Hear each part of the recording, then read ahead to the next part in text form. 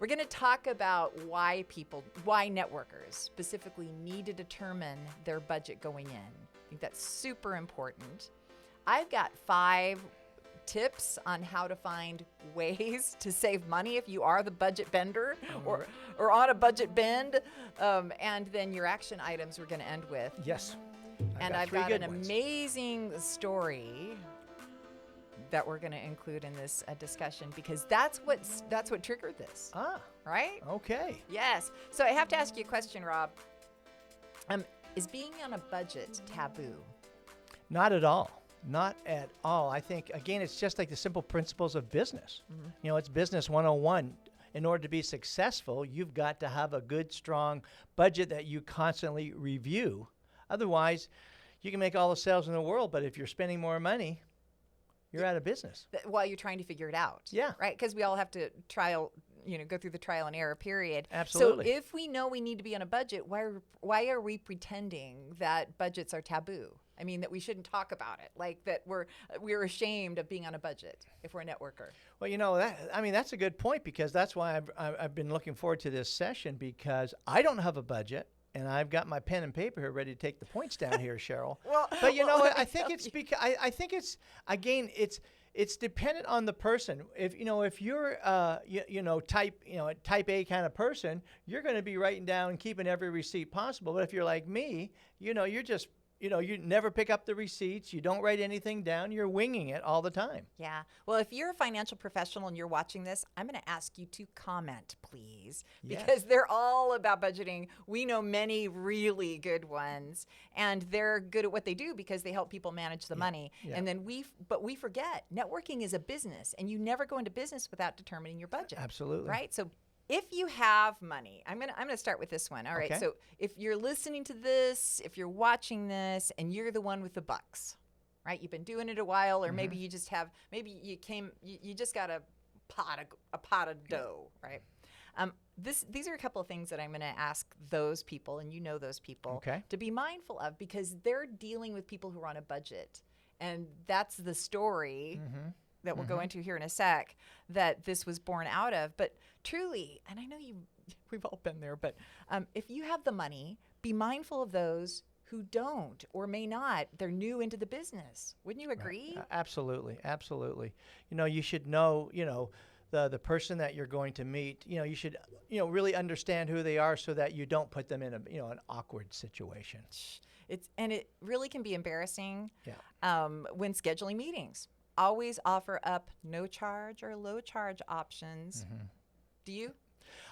Well, you're kind of a no charge, low charge guy. Yeah, I mean, really, I look at it all the time. I stopped going to Starbucks 5 years ago. Yeah, I mean, there's so many better options than that acidic coffee that makes my stomach hurt all day. But yeah, and truly, and I'm going to go into the dollars and cents of it at the end. But those things. It's the devil's in the details, right? And you don't take care of the details, you can find yourself in a devil of a way at the end of that. So being really conscious of those who are in launch mode, and I think you're extra good about this.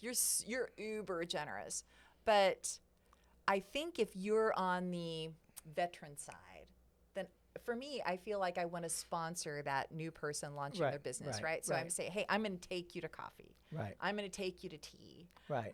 And, if you really want to, buy them a lunch. But again, we're talking budget.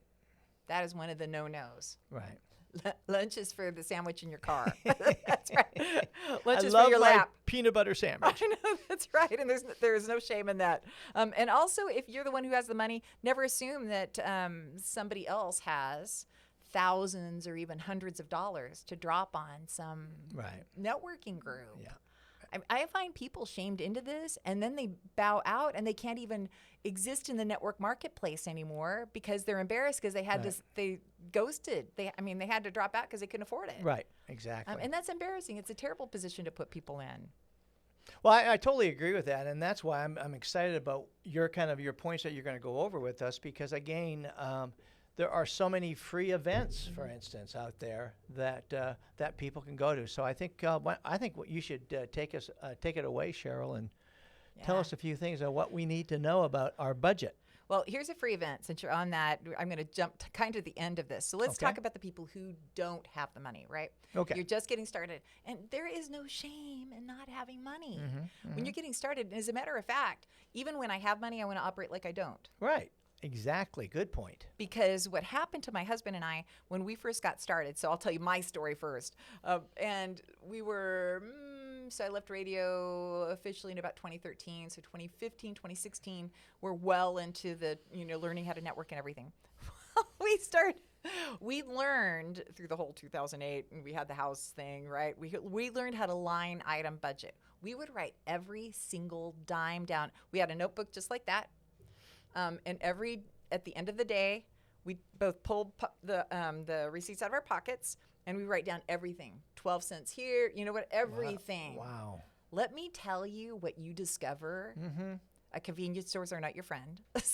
If you're not working on a budget, don't do convenience stores.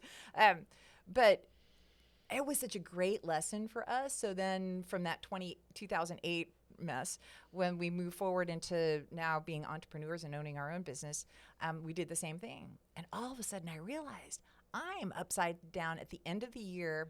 I don't know if it was around $5,000 in investing in things or spending money on things that weren't an investment, weren't a good investment. They weren't really netting me anything. And it was just fluff and stuff. I could still have the same conversations with those high level people, and I didn't have to go spend a bunch. Right. So that's where I'm going with this. You can nickel and dime yourself to death if you're not careful. So here's how I'm going to help you if you're a newbie, right? Okay. I know that's not you, but if you're a newbie, right? So determine your monthly budget and break it down by 22 days. Okay. So if it's $200, then that ends up being how much per day? Basically, just under $10 a day. Correct. $9.09. Whoa. Yeah. Well done. So now you know you have $9.09. Best if you can put it in cash, right? So now you know exactly what you're spending. Putting out credit cards, that'll kill you because it's just like kind of feels free, like it's not really happening. Never book a lunch or dinner unless, and I learned this from Craig Zurich. I hope you're listening, Craig, because this was gold for me. He was one of my managers at CBS, and he said, I never bribe, I only reward. So don't go to lunch or dinner or even a breakfast unless it's a current paying client. Oh, I you like that. You reward them. I like that. You don't bribe somebody that you're not making money with yet. Or right? trying to impress somebody, Yes. trying to show off. Yeah. Yes. Absolutely. So here comes the story that precipitated this episode. Man, this is a heartbreaker. So this is a gal that I just think the world of. She's really trying hard to build her consulting business, and she's really trying hard to learn how to network. Been at it for almost a year now, I think, and really not getting the referrals, at least according to her, that she was needing. And so we were talking about this, kind of dissecting why, how she's asking, who she's talking to, what the questions are. But then she says, hey, Sheryl, so while we're talking about this, can I tell you about a fella that we both know that we said, hey, let's go to lunch. And he suggested, now again, she'd moved here to this state a couple of years ago. So she doesn't know the DFW area, which is vast, right? As well as this person that invited her to a club. Right. A club that he was a member of, that she was not a member of. An expensive club, right? Well, so she says, okay.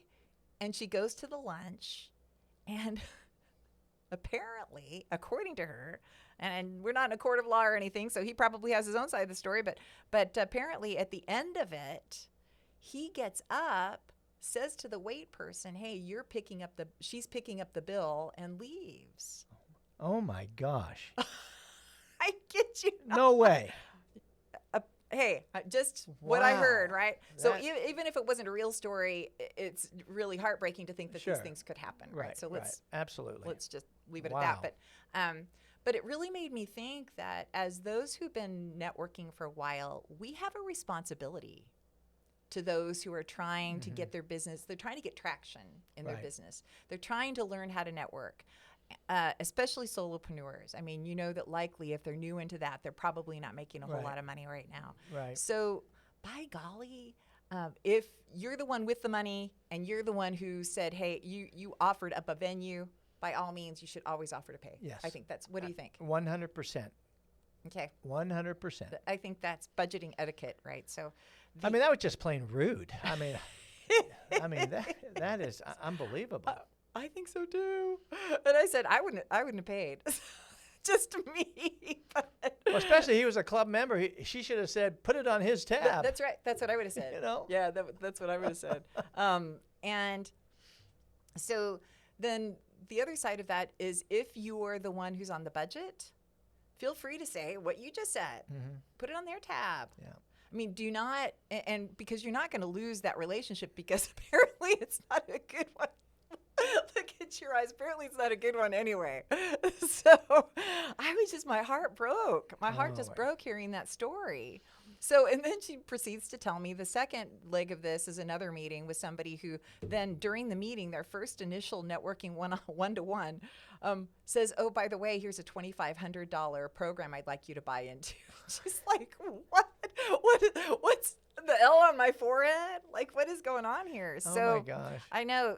So really the onus upon us, if we are on a budget, Right. to tell people, hey, I'm just not there at this time, right? Right. Hey, we're budgeting for, and people don't even need to, and you don't Right. need to be ashamed of it. Right. So, never do lunches, never do dinners, do only coffee, iced tea meetings. And here's what I've gone to this point too, where it was like, hey, I get a bottle of water, I take my water in, and I have a cash tip for the wait person. Right. Mm-hmm. Right? I'm never going to spend my Right. and never, ever, ever go to a convenience store and buy a bottle of water. Ever. Pack your car full of everything you need, a little ice bucket Right. or whatever. So if you're on a budget, just think about how quickly can you get to $9 a day. Mm-hmm. Mm-hmm. What would you do? What would you actually spend money on that would get you to $9 a day? Well, I think the first thing everyone does is just meeting somebody for coffee. But again, that's something over the years I've ruled out. And I think it's really, if you're on a budget like that, is start talking about how you don't have to spend a penny that day. Yeah. Save the $9 and look at ways to just make it a free networking day. Yeah, absolutely. There are all sorts of great things. There was a site that I found that said, hey, go to a college campus. Yeah. They've got like little lounge areas. Mm-hmm. You can do that. I see there are a lot of great buildings here in the DFW area that you could just beautiful lobbies. and this is kind of a double-edged sword here. So you got free lobby space. Mm-hmm. Go take your bottle of water or your own cup of coffee in. Have some sit-down time, and then go kind of take a look at other businesses that might be in there. Hey, not a bad thing to do. And save your money for clothing, gas, and marketing items. Absolutely. Those are the essentials. The rest, so it's a want, not versus a need. Right. So you might want a Starbucks, a cup of coffee, but you need clothing and gas. Invest in a thermos. Yes. Take your coffee on the road. Yeah. Don't feel that you've got to show off or buy somebody a cup of coffee. Yeah. You don't need to do that. And did I say this? I'm going to say it again the third time. Don't ever go to a convenience store. No, do not. My husband has an addiction to QT. God bless him. But I'm like, buddy, like truly, that's $16 a day. At the end of the month, that's like, hey, I know. There you go. Now he's really thrifty all the other ways. They do have good pizza there, though. They do. And that's what he says. Oh, someone you can take yours. We have free pizza at home. So, all right. So, other thoughts before we move on to our 5 ways to save some money on networking events? No, I think you should go right into it. I mean, I think, again, just the takeaway here is save your money. Don't even spend it. Look for the free lobby that you're talking about. Outside patio, whatever. You don't have to spend a dime. Yeah. Oh, here's a little tip that I shared with my friend who was having these 2 networking meeting fiascos. I said, I just am fasting. Yeah, there you go. Hey, I like well, that. Well, and heck, if I have my bottle of water and I'm not doing lunch, well, I am. I like that. I'm I like fasting. So, hey, I'm losing weight. I'm saving money. It's all good. So here we go. Here are the 5, and this is according to everythingfinanceblog.com. Everythingfinanceblog.com. We'll try to include the link down below. Attend free events. I saw a great one on October 12th. You're going to find it on my empoweredadvantage.com calendar. For the SBA, it's the SBE. I think it's Small Business Expo. Okay. Registration's free. Love it. And you can go meet business owners, franchise sellers. It is a really great event. And they have, at least in the past, they've had speed networking. So that was really cool. Free webinars. Okay. I say online. When you're really augment your time with early morning and evening and even weekend webinars, that's a great way. This is a good tip. Volunteer. So find ways to volunteer for organizations that maybe you're like, hey, I just can't foot the bill for that. Right. So, or even an event, like I can't afford the ticket, but I'd be happy to work the door, right? So whatever I can do. And just don't be ashamed of it. I'm not. I'm not now. Invite others to meet at free places. We talked about that. And then using social media. Here in this particular blog, they said use Twitter chat, Facebook chat, and then thirdly says LinkedIn. And he says, I prefer, the author of this, he or she, I prefer the Twitter chat, the Facebook chat versus LinkedIn. Really? Yeah, I'm going to disagree with that. Me too. I'm going to disagree with that. I mean, maybe if you're selling little networking pens or something. Yeah. For your shirt. Your little pins. Your little, maybe if you're selling this one. I took the one off. I didn't take the other one off. That's right. But yeah, I prefer LinkedIn. Yeah. But you can search easily and find groups to do all day long. And I have really tapped into some great groups, especially during COVID, that's free, right? Free to do that. So many of them out there. All right, your 3 action items, Okay, sir. 3 action items. Number 1 is research all the events in your area where you go up to Meetup or Eventbrite, or go to your website, Mid-Market Professionals, where you have kind of vetted out the networking events there. And this way, it'll expand your horizons. And again, the emphasis, it's free. You don't have to spend money. Number 2 is focus on your own networking community. People that you already know, so you don't have to feel embarrassed or ashamed or whatever. And this is a way to improve your networking as well, because you're going to help build stronger relationships within your own community. Yeah. And number 3 is increase your one-on-ones. By this, what I mean is that you want to make your connections count when you go to a big networking event, but spend some time on really selecting the people that you met there and increase them, because by increasing your one-on-ones, it's going to give you, again, more opportunity to increase your income. I absolutely agree. That was one of the action items I put on there. Just a thought as we wrap this up. But one-to-ones. One-to-one. Because we renamed it one-to-ones. But get to the networking, go circle back around to the other people that you've met. Yeah. Reach back out to all of your LinkedIn connections that are CEOs, that are VPs, that are, right? To search, and I promise you, there are people there you're like, oh my gosh, I need to reconnect with them. Yeah. And that's a great free way to have even a virtual chat because you've already met with them. Right. Or go have a bottle of water. Yes. Hey, look what I have in my trunk. So going to a park on a nice day is really a nice thing too. Gorgeous. We haven't had one of those in a while. Exactly. We will. So, my friend. All right, it's time to wrap it up. What a great session today. I love it. I made my points. I'm going to start a budget, Sheryl. All right. Oh, before we cheer, your book. Oh. What is this? Make your contacts count. Yeah, I wanted to kind of just refer to people, make your contacts count. It's so important for you to build those relationships. So many times we keep these relationships superficial. We don't dig down deep to find out how people can truly help us or how you can help them. So make your contacts count. Yes, and I have right here, as I just about, I left it. This is called Pocket Guard, and it is a budgeter for business owners, especially those who are in small business, and it's very simple to use, and they have a basic free version. So Pocket Guard. Okay, right? I wrote that down. Just a little tip. Now it's time to cheer. All right. All right. So yes, another great time on Budget Benders. Yes. Don't be ashamed. Just save your change. There you go. So Network Today, where we take you from meeting people to Making money. faster, and we will see you next week.